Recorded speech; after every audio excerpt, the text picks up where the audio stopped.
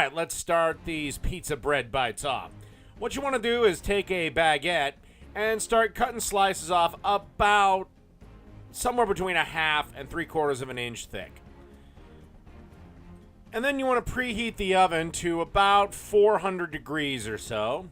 And you want to start lining these on a parchment-lined baking sheet. And literally the parchment paper is there just for easy cleanup, and it kind of creates a nice non-stick surface. Trust me, every kitchen should have parchment paper in it. So just line these up like so. Okay, let's start getting these things ready. On each one, you want to put just a little bit of some shredded mozzarella cheese. You can either buy the bag shit or shred your own. I just was lazy with this and went with the bag stuff.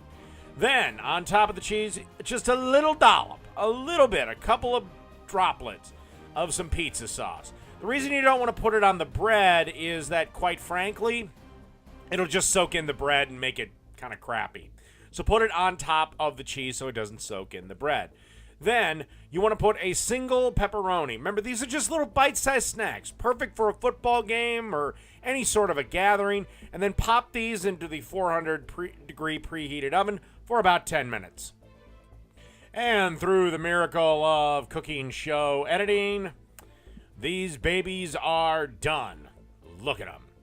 So the next time you're looking to feed, not a crowd of people, but a small gathering of people, just check these little bastards out. Mini pizza bread bites. Delicious.